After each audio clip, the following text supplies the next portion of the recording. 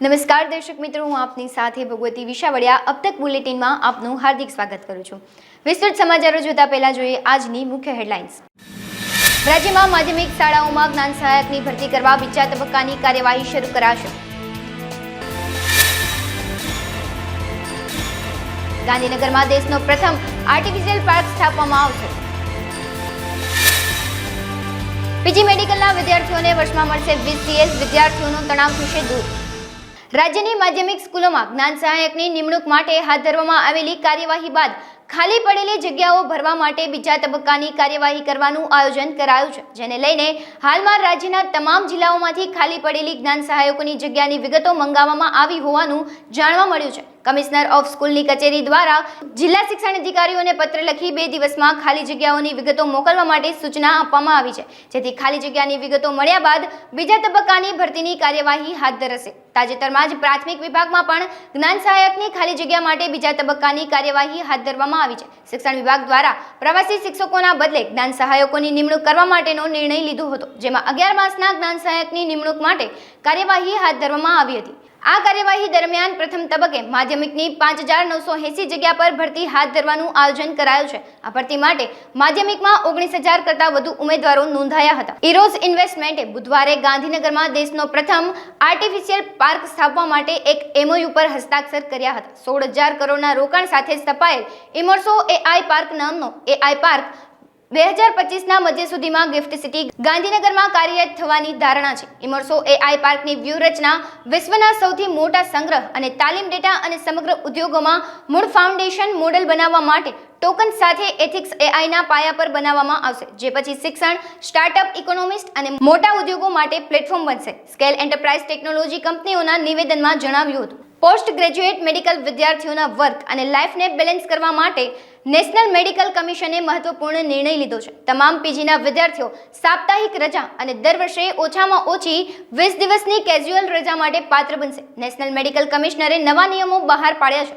જેમાં તમામ post graduate વિદ્યાર્થીઓ ફૂલ ટાઈમ રેઝિડેન્ટ ડોક્ટર્સ તરીકે અને કામકાજના વ્યાજબી કલાકો સુધી કામ કરવાનું રહેશે। Post graduate medical education regulation 2023 મુજબ વિદ્યાર્થીઓને દિવસમાં આરામ માટે વ્યાજબી સમય આપવામાં આવશે। તેમને દર વર્ષે ઓછામાં ઓછી 20 દિવસની કેઝ્યુઅલ લીવ અને દર વર્ષે 5 દિવસની શૈક્ષણિક છૂટ આપવામાં આવશે। દીપડાઓ શિકારની શોધમાં જંગલો મૂકીને રહેણાંક વિસ્તાર તરફ દોટ મૂકી હોય ત્યારે અમરેલી જિલ્લાના ખાંભાના ગીર મોટા સમઢિયાળ ગામે રહેણાંકી મકાનમાં એક દીપડો ઘૂસ્યો હતો અને ભેંસોના ફરજામાં ઘૂસી જતા દીપડાને જોવા ગામ લોકોના ટોળા એકઠા થયા હતા। વન વિભાગ દ્વારા દીપડાને બેભાન કરી પકડી પાડવામાં આવ્યો હતો। સવારે અમારા બાજુ ઢોર દોવા ગયા, હું વાડીએ વહી ગયો તો દોવા ગયા ત્યાં એ ટપીને આવ્યો અને ઉકરાટો કર્યો ત્યારે એમ કે મીંદડું છે, જોયું ત્યાં દીપડો હતો। પછી અમે સરપંચને ને નાણીભાઈને નંબર મારી ફાઈ નહોતા, બીજા મારફત ફોન કરાવ્યો અને એ રેસ્ક્યુ કરવા આવી ગયો સ્ટાફ બધોય। અંદર હલાણમાં જ બેઠો છે અને આને માટે કંઈક જંગલ ખાતું ને કંઈક સરકાર કંઈક વ્યવસ્થા કરે તો સારું, નકર હવે ઘરમાં ઘૂસવાનું ચાલુ કર્યું છે। અટાણ સુધી સીમમાં અમે પાણી વાળતા તૈયાર આવતા હતા અને હવે તો ઘરમાં ઘૂસવા, એટલે હવે અમારે શું કરવાનું, આના માટે હું પગલાં લ્યો તમે સરકાર? અમારે કાંતિભાઈ કોરાટ છે, એમના ઘરે દીપડો ઘૂસી ગયો। કાંતિભાઈનો ફોન આવ્યો સવારે, પછી આપણે વન વિભાગને જાણ કરી, એ લોકો તાત્કાલિક પિંજરું અને પોતાનો બધો સ્ટાફ આવી ગયો અને રેસ્ક્યુ કરી અને અત્યારે દીપડાને ઇન્જેક્શન મારી બેહોશ કરેલો છે અને પકડવાની કાર્યવાહી હાથ ધરી છે। અયોધ્યા ખાતે આગામી 22 જાન્યુઆરીના રોજ રામ મંદિરની પુનઃ પ્રાણ પ્રતિષ્ઠાને લઈ સમગ્ર દેશમાં ભારે ઉત્સાહ જોવા મળી રહ્યો છે, ત્યારે રાજકોટમાં મહાનગરપાલિકા ખાતે જાહેર જનતા માટે અક્ષત કળશ પૂજનનો લાભ લઈ શકે તેવું આયોજન કરવામાં આવ્યું છે। રાજકોટ મહાનગરપાલિકાએ અક્ષત કળશ પૂજન માટે રાજકોટના ધારાસભ્ય દર્શિતાબેન શાહ પણ પહોંચ્યા હતા, સાથે મહાનગરપાલિકાના ચેરમેન, મેયર અને રાજકોટ કોંગ્રેસ મહિલા પ્રમુખ ગાયત્રીબા સહિત કોંગ્રેસના આગેવાનો હાજર રહ્યા હતા। રાજકોટ મહાનગરપાલિકા ખાતે આજે ઐતિહાસિક ઘડી રામ જન્મભૂમિની છે એને વધારવા માટે થઈને કળશ રાજકોટ મહાનગરપાલિકા ખાતે આવ્યું છે। આપણે જાણીએ છીએ આ કળશ યાત્રા સમગ્ર રાજકોટમાં દરેક ઘરે ઘરે શેરીઓ ગલ્લાઓમાં અને સોસાયટીમાં ફરી રહ્યો છે। આપણા લોકલાડીલા વડાપ્રધાન આદરણીય નરેન્દ્રભાઈ મોદી સાહેબ દ્વારા અયોધ્યામાં જે રામ મંદિર બનવા જઈ રહ્યું છે અને 22મી જાન્યુઆરીએ આ રામલલ્લાની મૂર્તિની પ્રતિષ્ઠા થવા જઈ રહી છે, એ ઘડીને વધારવા માટે થઈને આ કળશ સમગ્ર જગ્યાએ કળશના માધ્યમથી દરેક લોકો આ ઘડીને વધાવી શકે એ માટે એમનું પૂજન અને અક્ષતને વધાવી રહ્યા છે। અને એ માટે થઈને આજે રાજકોટ મહાનગરપાલિકા ખાતે પણ આ કળશ રાખવામાં આવ્યું છે.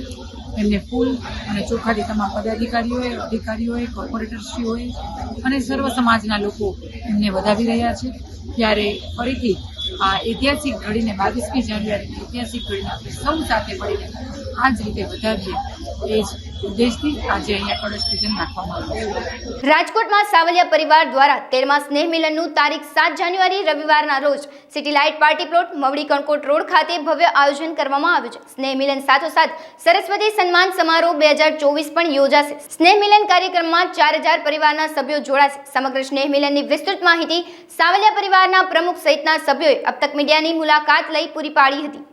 આપણું મનસુખભાઈ ગેલાભાઈ સાવલિયા, હું સાવલિયા પરિવાર રાજકોટ સિટી પ્રમુખ. કાર્યક્રમ અમારો સાવલિયા પરિવારનો સ્નેહ મિલન અને વિદ્યાર્થીઓને ઇનામ વિતરણ અને ગિફ્ટ આપવાની. 1 થી 3માં જે વિદ્યાર્થી આવતા હોય તેને અમે શિલ્ડ આપીને એનું સન્માન કરીએ છીએ અને બાકીના જે વિદ્યાર્થીઓ 600-700 વિદ્યાર્થીઓને અમે ગિફ્ટ આપીએ છીએ. એટલે અને બાકી ડિરેક્ટરીનું વિમોચન કરીએ છીએ. સાવલિયા પરિવારની અમે એક ડિરેક્ટરી બનાવી છે. એમાં અમારા સાવલિયા પરિવારના 1500 જેવા નામ અત્યારે ડિરેક્ટરીમાં સામેલ કરેલા છે. અમે સાવલિયા પરિવારમાં આ 13મું સ્નેહ મિલન છે અને અમારે 4000 માણસો અમારા સાવલિયા પરિવાર સ્નેહ મિલનમાં ભેગા થાય છે. ઉદ્દેશમાં એવું છે કે જે આપણે દરેક વિદ્યાર્થીઓને જે આપણે પ્રોત્સાહિત કરી છીએ તો વિદ્યાર્થીઓને થોડોક ઉત્સાહ જાગે એના માટે, અને બાકી તો પરિવારનું એક સંગઠન જળવાઈ રહીએ અને અરસપરસ કોઈને કામકાજ હોય પરિવાર ભેગા થાય એ સારી વાત છે. પરિવાર ભેગા થવાથી ક્યારેય કોઈને કંઈ પ્રશ્ન હોય તો એનો નિરાકરણ આવે. ઓલો એકલો માણસ દરેક મૂંઝાઈ જતો હોય તો, અથવા તો પરિવાર ભેગા હોય અને કોઈ કામ કરવું હોય મોટું, ધારો કે કોઈ મંદિર કરવું હોય અથવા તો કોઈ શૈક્ષણિકને લગતું અથવા તો કોઈ પણ એવું કાર્ય કરવું હોય તો સમાજ ભેગો થાય તો સહેલું પડી જાય. 13 વર્ષની અંદર અમારા 13 વર્ષ બહુ સારા ગયા છે અને જે આજે 500 જણાથી જે મહેનત કરેલી હતી અમારા જૂના મારી પેલાના મહેશભાઈ, રસિકભાઈ, ખીમજીભાઈ, પિનલબેન, ધર્મેશ, જે આ લોકોની આયોજન સમિતિની અને દરેક ટ્રસ્ટીઓની મહેનત હતી અને ટ્રસ્ટીઓની મહેનત અમને સફળ લાગી અને સફળતાનો અમે શેર કર્યા. કારણ કે જે આજે 500માંથી આજે 4000 માણસો અમે પહોંચ્યા છીએ. કોર કમિટી અમારી આયોજન સમિતિ છે. અમારી આયોજન સમિતિની ખૂબ જ મહેનત છે આની અંદર અને ખૂબ જ ધગશથી કામ કરે છે. અમને પ્રમુખ તરીકે કોઈ જાતનું આમાં ટેન્શન રહેતું નથી અને ખૂબ જ લોકોને ઉત્સાહ છે આમાં. બસ વિનંતી તો આપણે એ જ કરવાની છે, જેમ બને એમ પરિવાર અમારો આજે 4000 છે તો કાલે 5000 ભેગા થાય અને કાંઈ પણ સારું કાર્ય કરવું હોય તો કરી શકીએ. બસ આ જ અમારો ઉદ્દેશ. લોકસભાની ચૂંટણી નજીક આવતા જ રાજકોટ જિલ્લા વહીવટી તંત્ર સજ્જ બન્યું છે. જિલ્લા વહીવટી તંત્રએ 8 વિધાનસભામાં કામગીરી શરૂ કરી છે. મતદાર યાદીને માન આપી અને મતદાર યાદી જાહેર કરવામાં આવી છે. આ યાદીમાં 19000 મતદારોને નવો સમાવેશ કરવામાં આવ્યો છે તો અનેક વિસ્તારોમાં મતદાર જાગૃતિ કાર્યક્રમ શરૂ કરવામાં આવ્યો છે. ખાસ યુવાનોને 77 કોલેજમાં કેમ્પસ એમ્બેસેડર બનાવી અને મતદાન જાગૃતિ લાવવાના પ્રયાસ શરૂ કરવામાં આવ્યા છે. સૌથી વધુ મતદાન થાય તેવા તંત્ર દ્વારા પ્રયાસો કરવામાં આવી રહ્યા છે. આવનારી લોકસભામાં કોઈ કચાશ ન રહે તેવી તંત્ર દ્વારા પૂરેપૂરી તકેદારી રાખવામાં આવી રહી છે. લોકસભા ચૂંટણી નજીક આવી રહી છે. જિલ્લા વહીવટી તંત્ર કામે લાગી ગયું છે. કઈ પ્રકારે તૈયારીઓ ચાલે છે, કેટલા મતદારોના આંકડામાં વધારો થયો છે, અન્ય જે કહેવાય કઈ પ્રકારની તૈયારીઓ ચાલે છે, લોક જાગૃતિ અને ખાસ યુવાનો માટે કઈ રીતની તૈયારી છે, સંપૂર્ણ બાબતને લઈને આપણી સાથે ચૂંટણી અધિકારી ખાચર સાહેબ છે, તેમની સાથે જ વાત કરશું. શું કહેશો સાહેબ, ચૂંટણીને લઈને કેવી તૈયારી? આપણે સૌ જાણીએ છીએ તેમ આ વર્ષ લોકસભા ઇલેક્શન 2024નું વર્ષ છે અને અત્યારે જ આપણી ખાસ સુધારણા 2024ની પૂર્ણ થઈ છે. આજરોજ આપણે મતદાર યાદીની પ્રસિદ્ધિ કરી છે. એ મુજબ આપણે ત્યાં કુલ 12,09,972 પુરુષ મતદારો, 11,24,843 સ્ત્રી મતદારો, થર્ડ જેન્ડર 46 મતદારો, એમ કરીને કુલ 8 વિધાનસભાના મળીને રાજકોટ જિલ્લાના 23,34,861 મતદારો હાલ નોંધાયેલા છે. આ પૈકીના આપણે આ સતત અત્યારે જે SSR 24 પૂર્ણ કર્યું એમાં 19,236 ન્યૂલી એનરોલ્ડ નવા યુવા મતદારો આપણે ઉમેરી શક્યા છીએ. આજે જ તમામ બૂથ વાઇઝ આ મતદાર યાદીની પ્રસિદ્ધિ થશે. આગામી લોકસભાને નજરમાં રાખીને અત્યારે આપણે ઈવીએમ નિદર્શન પણ શરૂ કર્યું છે. દરેક આપણી 8 એસેમ્બલી કોન્સ્ટિટ્યુન્સી આપણે ત્યાં લાગે છે. 8 વિધાનસભા દીઠ કુલ 10 અલગ અલગ રૂટ બનાવીને અત્યારે લોકોમાં ઈવીએમ પ્રત્યે જાગૃતિ આવે, કઈ રીતે મતદાન થાય, પોતે હેન્ડઝોન મતદાન કરી શકે, ડમી બેલેટ અને ડમી ઉમેદવારો સેટ કરીને અત્યારે આપણે ઇલેક્શન કમિશનની સૂચના અનુસાર આપણે નિદર્શન શરૂ કર્યું છે ગઈ 1 તારીખથી, અને એ ફેબ્રુઆરીના એન્ડ સુધી આપણે આ નિદર્શન ચલાવશું કે જેથી કરીને લોકોમાં વધુમાં વધુ જાગૃતિ આવે. જેવા અમુક વિસ્તારો એવા હોય છે કે જ્યાં પ્રથાનુસાર લગભગ દરેક ઇલેક્શનમાં કમ મતદાર થતું હોય છે, એવા વિસ્તારોમાં પણ આના કારણે જાગૃતિ આવે અને લોકો ઈવીએમથી ફેમિલિયર થાય, કઈ રીતે મત અપાય એ જાણી શકે, કઈ રીતે ઈવીએમ ફંક્શન કરે છે જાણી શકે. એના માટે અત્યારે આપણે નિદર્શન શરૂ કર્યું છે. એ ઉપરાંત 14 જેટલા આપણા મામદાર કચેરી, પ્રાંત કચેરી વગેરેની એમની કચેરીઓમાં સ્ટેટિક આપણા સેન્ટરો શરૂ કર્યા છે ઈવીએમ નિદર્શનના, કે જ્યાં આખો દિવસ ફૂલ ડે ઓફિસ અવર દરમિયાન કોઈ પણ ઓફિશિયલ કામગીરી માટે આવતા હોય કે એમ જ એ પણ આ ઈવીએમથી માહિતગાર થશે ને ત્યાં નિદર્શન સેન્ટર ઉપર પોતે ત્યાં મતદાન કરી શકશે. જામનગરમાં અંબર ચોકડી માર્ગ પર મહાનગરપાલિકા દ્વારા બોક્સ કેનાલનું કામ કરવાનું હોવાથી 21 દિવસ માટેનું જાહેરનામું બહાર પાડીને અંબર ચોકડીથી 3 બત્તી તરફ જવા માટેનો માર્ગ મ્યુનિસિપલ કમિશનર દ્વારા વિશેષ જાહેરનામું બહાર પાડીને બંધ કરવામાં આવ્યો હતો. જે માર્ગ પર બોક્સ કેનાલનું કામ પૂર્ણ થઈ જતા આજે જામનગર મહાનગરપાલિકા દ્વારા જાહેરનામાની મુદતને પૂર્ણ જાહેર કરીને રસ્તો ખુલ્લો કરાયો હતો. ઢોર પકડ ઝુંબેશ અંગે મનપાના તોતિંગ દાવાઓ વચ્ચે રખડતા ઢોરનો આતંક યથાવત જોવા મળી રહ્યો છે. જંગલેશ્વરમાં શ્વાન બાદ ઢોરનો ત્રાસ જોવા મળ્યો હતો. ગઈકાલે સાંજે જંગલેશ્વરમાં રહેતા 5 વર્ષના બાળકને ગાયે સિંગડે ચડાવી ગંભીર ઈજાઓ પહોંચાડી હતી. ઈજાગ્રસ્ત હાલતના બાળકને તાબડતોડ સિવિલ હોસ્પિટલમાં ખસેડવામાં આવ્યો હતો. જંગલેશ્વર શેરી નંબર 18માં રહેતા ગિરીશભાઈ ધામેચાનો 5 વર્ષનો પુત્ર ગઈકાલે સાંજે ટ્યુશન જતો હતો ત્યારે બે ગાય ઘસી આવતા ગાયે બાળકને ઢીક મારતા ઈજાગ્રસ્ત હાલતમાં સિવિલ હોસ્પિટલ ખાતે ખસેડવામાં આવ્યો હતો. આરતી ટ્યુશનમાં છોકરો 8 વાગે છૂટ્યો હતો તો પાછળથી 2 ગાયો આવીને એને ઢોરે પાડી દીધો. બાજુવાળા બેને કીધું કે તારો છોકરો પડી ગયો, મારા છોકરાનું લોહી બંધ નહોતું થતું રાતે. અમે સીધા સિવિલમાં આવીને દાખલ કર્યો, લોહી બંધ કરાવ્યું રાતે 8 વાગે 18 નંબર શેરી જંગલેશ્વર. તો કાંઈ ખબર નથી, 2 ગાયો આવી રાતના થયું. હું કાંઈ રહેતી નથી અહીંયા, હું 3 મહિનાથી રહું છું અહીંયા. નોર્મલ રિપોર્ટ છે અટાણે. તો સાંજે તો બહુ હેરાન કરી નાખ્યા અમને. હું એકલી છું, પાછી મારી વાહણ કોઈ છે નહીં. મારા મમ્મી ને મારા પપ્પા ભેગી રહું છું. મારા ઘરવાળો હોય ને એ ઓફ થઈ ગયો છે. મારા ઢોરને પકડાવે છે બસ, બીજું કાંઈ નહીં. મારા છોકરાને થયું આજ, કાલ સવારે બીજા છોકરાઓને થાય. ઢોરને પકડાવા છે બસ, બીજું કાંઈ નહીં. સુરતમાં મહાનગરપાલિકાની ગઈકાલે સામાન્ય સભા યોજાઈ હતી, જેમાં વિપક્ષના મહિલા નગરસેવકો પોતાના વિસ્તારની રજૂઆતો કરવા ગયા હતા. જેમાં વિપક્ષની મહિલા કોર્પોરેટરનું અપમાન થયાના આક્ષેપો વિપક્ષ મહિલા કાઉન્સિલર દ્વારા લગાવવામાં આવ્યા હતા.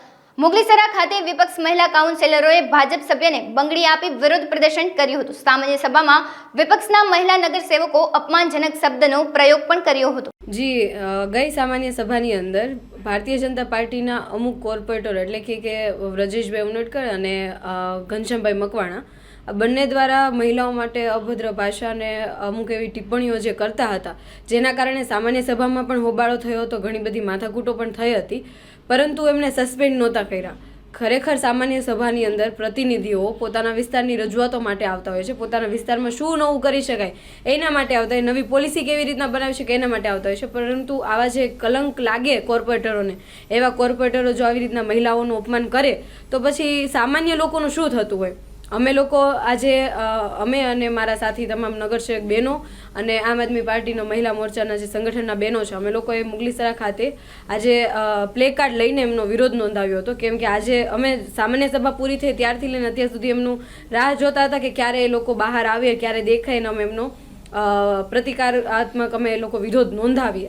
આજે એમની ગાર્ડન સમિતિની મિટિંગ હતી, તો આજે એ લોકો જવાના હતા રાઉન્ડ પર, એટલે અમે લોકો પ્લે કાર્ડ લઈને અમે એમનો વિરોધ નોંધાવ્યો, અમને બંગડીઓ આપી અને અમે એમને કહ્યું કે તમે લોકો આ બંગડીઓ પહેરીને ઘરે બેસો, અમે લોકો માનસી સોની નથી. તમે આવી રીતના જો અમને હેરાન કરશો, આવી રીતના અભદ્ર ટિપ્પણીઓ કરશો, મહિલાઓનું અપમાન કરશો, એ આમ આદમી પાર્ટી તરીકે અને અમે આમ આદમી પાર્ટીના નગરસેવકો તરીકે અમે ક્યારેય સાખી નહીં લઈએ. એના માટેનો આજે અમે વિરોધ નોંધાવ્યો હતો. રાજ્યમાં છેલ્લા ઘણા સમયથી પ્રાણીની દહેશત જોવા મળી રહી છે, ત્યારે રાજકોટમાં છેલ્લા 6 થી 7 દિવસથી રાજકોટ જિલ્લામાં દીપડાની દહેશત જોવા મળી રહી છે, ત્યારે વન વિભાગ સતર્ક જોવા મળી રહ્યું છે.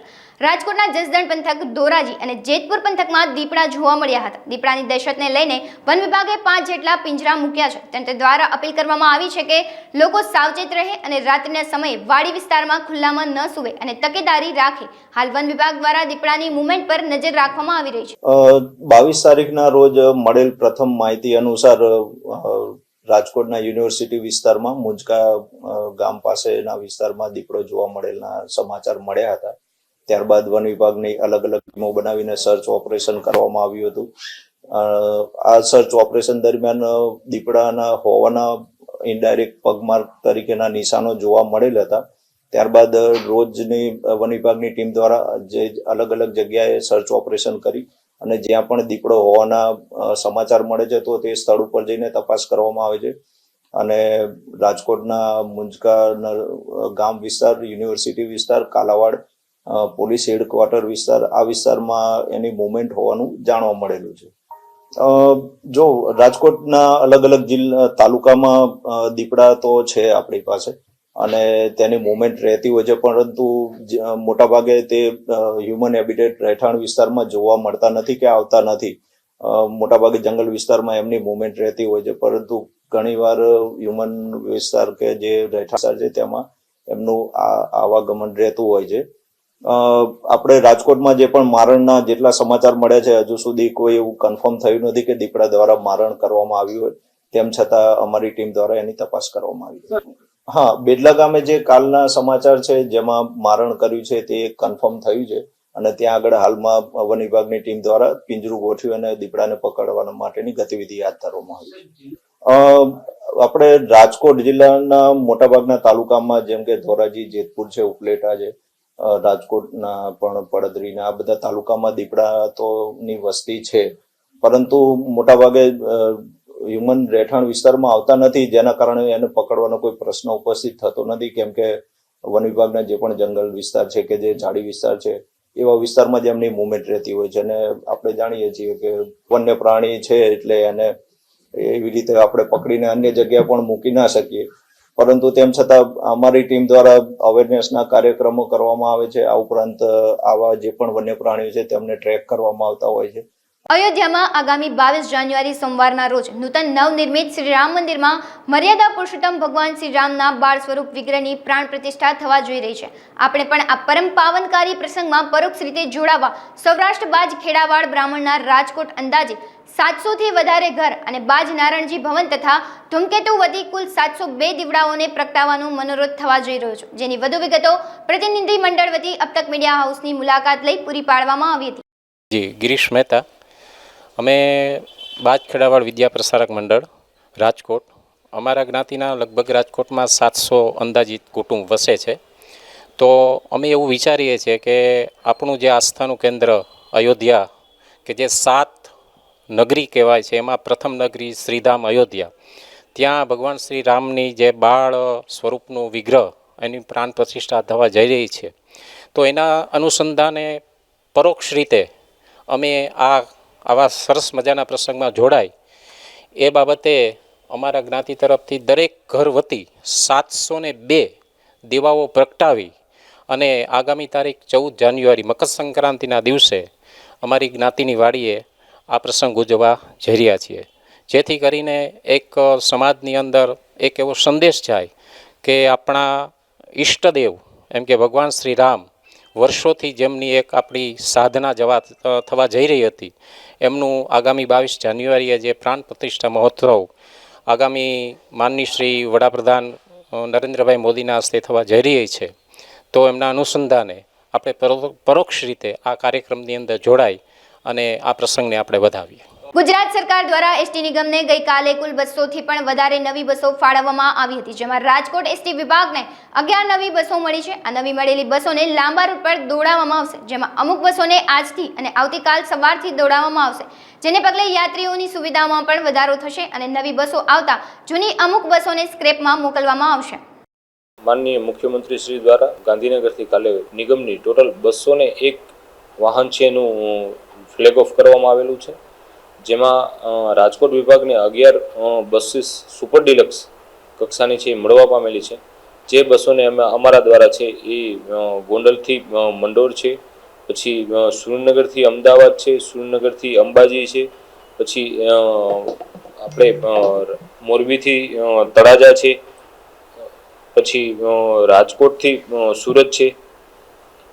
આમ અલગ અલગ રૂટોની અંદર કે જેમાં લોંગ રૂટો છે અને મુસાફરોને આરામદાયક મુસાફરી થઈ શકે તે રૂટોની અંદર હાલ છે અમારા દ્વારા છે એ આગામી દિવસની અંદર છે એ કાર્યરત કે આપણી પાસે 11 બસ એ લોંગ રૂટમાં આપણે પ્રથમ પ્રાયોરિટીથી આપીએ છીએ કે જેથી મુસાફરો છે એ ઝડપી એના સ્થળ સુધી પહોંચી શકે, પ્લસ તેઓને આરામદાયક છે એ મુસાફરી થઈ શકે, જેને ધ્યાને લઈ અને ક્યાંય પણ તેઓને તકલીફ ન પડે એની પ્રથમ ધ્યાન રાખવામાં આવે છે, જેથી તેઓને એક્સપ્રેસ જેમાં લોંગ રૂટો છે એમાં પ્રથમ પ્રાયોરિટીથી વાહનો છે એનું આજ સાંજથી અને કાલ સવારથી મેક્સિમમ છે આ તમામ બસો છે એ મુસાફર જનતા માટે છે એ રૂટ ઉપર છે મૂકી દેવામાં આવશે. આપણે જે જૂની બસ છે કે જેના કિલોમીટરો પૂર્ણ થઈ ગયેલા છે તેવી બસોને છે આપણે ક્રમશઃ છે એ સ્ક્રેપ પ્રપોઝલ અમારા દ્વારા કરી અને તેઓને સ્ક્રેપ તરીકે મૂકી દેવામાં આવશે. રાજકોટના વઘાસિયા પરિવાર દ્વારા 22મા સ્નેહ મિલનનું તારીખ 7 રવિવારના રોજ રુદ્રાક્ષ પાર્ટી પ્લોટ 150 ફૂટ રિંગ રોડ ખાતે આયોજન કરવામાં આવ્યું છે. સ્નેહ મિલનના સમારોહમાં પરિવારના તેજસ્વી તારલાઓનું સન્માન કરવામાં આવશે અને 650 થી વધુ પરિવારો સ્નેહ મિલનમાં જોડાશે. સમગ્ર સ્નેહ મિલનની વિસ્તૃત માહિતી વઘાસિયા પરિવારના સભ્યોએ અબતક મીડિયાની ખાસ મુલાકાત લઈ પૂરી પાડી હતી. મનુભાઈ વઘાસિયા, પ્રોજેક્ટ ચેરમેન વઘાસિયા પરિવાર રાજકોટ. અમારું વઘાસિયા પરિવારનું 22મું સ્નેહ મિલન યોજાઈ રહ્યું છે રુદ્રાક્ષ પાર્ટી પર 150 ફૂટ નવો રિંગ રોડ, અને અમારા પ્રમુખ સહિતની અમારી કારોબારી કમિટી અત્યારે પણ હાજર છે. અબતક પ્રેસની અમે મુલાકાતે આવ્યા છે, શુભેચ્છા મુલાકાતે, અને અમારા લગભગ અહીંયા 650 થી 700 પરિવારજનો અમે દર વર્ષે છેલ્લા 22 વર્ષથી આ ભેગા થઈ છીએ. મહેમાનોનું પણ સન્માન કરીએ છીએ, દાતાઓનું પણ સન્માન કરીએ છીએ, અને ખાસ તેજસ્વી તારલાઓ પરિવારના જે વિવિધ ક્ષેત્રમાં આગળ વધેલા મહિલા, પુરુષો અને વિદ્યાર્થી બાળકો કે જે સ્ટેટ લેવલ, નેશનલ લેવલ હોય એને પણ અમે સન્માનિત કરીએ છીએ, પુરસ્કાર આપીએ છીએ. અને આ રીતે પરિવારનો સાથ સહકાર રહે છે અને સંગઠિત થઈ અને નવી ટેકનોલોજીનો ઉપયોગ કરીને સાથે રહીએ છીએ. 7 તારીખ રવિવાર જાન્યુઆરી 24 રુદ્રાક્ષ પાર્ટી પ્લોટ, નવો 150 ફૂટ રિંગ રોડ, શુભ મંગળ રેસ્ટોરન્ટની બાજુમાં. રાજકોટની પ્રચલિત સંસ્થા જુવેનાઇલ ડાયાબિટીસ ફાઉન્ડેશન દ્વારા મોટિવેશનલ કાર્યક્રમનું તારીખ 7 જાન્યુઆરીને રવિવારના સવારે 10 કલાકે પ્રમુખ સ્વામી ઓડિટોરિયમ, આલાપ ગ્રીન સિટી સામે રૈયા રોડ ખાતે આયોજન કરવામાં આવ્યું છે. રાષ્ટ્રીય સંત નમ્રમુનિ મહારાજ સાહેબ વર્ચ્યુઅલી કાર્યક્રમમાં જોડાશે. મોટિવેશનલ વક્તા બહુમુખી પ્રતિભાશાળી ડોક્ટર જગદીશ ત્રિવેદી અને હર્ષલભાઈ માકડ ડાયાબિટીસથી પીડિત બાળકો અને તેમના પરિવારને હતાશા, ડર અને નિરાશામાંથી દૂર કરવા પ્રેરણાત્મક વક્તવ્ય આપી તેઓની હિંમતને વધારશે. ઉપરોક્ત નકારાત્મક વિચારોથી દૂર રહેવા મોટિવેટ કરશે. જુવેનાઇલ ડાયાબિટીસ ફાઉન્ડેશનના મેનેજિંગ ટ્રસ્ટી અપુલભાઈ દોશી સહિત ટ્રસ્ટીઓ અને સભ્યોએ અબતક મીડિયાની ખાસ મુલાકાત લઈ સમગ્ર વિગત પૂરી પાડી હતી. મારું નામ અપુલ દોશી છે. મારો હોદ્દો છે મેનેજિંગ ટ્રસ્ટીનો. જુવેનિયલ ડાયાબિટીસ ફાઉન્ડેશન નામની અમે એક સંસ્થા ચલાવી છીએ છેલ્લા 20 વર્ષથી. ચલાવવા પાછળનો હેતુ મારા દીકરાને 20 વર્ષ પહેલાં ટાઈપ 1 ડાયાબિટીસ ડિટેક્ટ થયેલ હતું, અને ત્યારથી મને એક આ વિચાર આવ્યો, અને આજે 5 બાળકોથી શરૂ કરેલી આ સંસ્થા આજે 1800થી પણ વધુ બાળકો નિઃશુલ્ક નોંધાયેલા છે. આજે અમે બધા ટ્રસ્ટીઓ તથા અમારી સાથે કેતનભાઈ શેઠ, રાકેશભાઈ ડેલીવાળા પણ અમારી સાથે છે. અને આ પ્રોગ્રામ કરવા પાછળનો હેતુ કે અમારા બાળક અને એનો પરિવાર માનસિક રીતે ભાંગી પડતો હોય છે. કારણ કે આજે આપણે બધા જોતા હોઈએ છીએ કે ભાઈ 2-4-8 દી આપણા ઘરમાં જો કંઈ દવાખાનું હોય તો એનાથી આપણે કંટાળી જતા હોઈએ છીએ. તો અમારા બધા આ બાળકોના ઘરમાં તો 12 મહિના દવાખાનું ચાલુ જ હોય છે. સતત તેની કાળજી લેવી પડતી હોય છે, સતત પીડાદાયક રોગ છે, અને સતત જાગૃત અવસ્થામાં જ આને હેન્ડલ કરવો પડતો હોય છે. એટલે અમે વર્ષમાં એકવાર આવો મોટિવેશનલ પ્રોગ્રામ કરતા હોઈએ છીએ. આ વખતે અમારા ગુરુદેવ નમ્રમુનિ મહારાજ સાહેબ પણ પધારવાના હતા, પણ થોડી એમની તબિયત ના તંદુરસ્તીને કારણે એ આપણી સાથે વર્ચ્યુઅલ જોડાશે. અને આપણા પ્રાઇમ મિનિસ્ટર નરેન્દ્ર મોદી સાહેબે જેને બિરુદ આપ્યું છે તેવા જગદીશભાઈ ત્રિવેદી તે પણ આ પ્રોગ્રામમાં આપણા બાળકો તથા પરિવારને મોટિવેટ કરશે.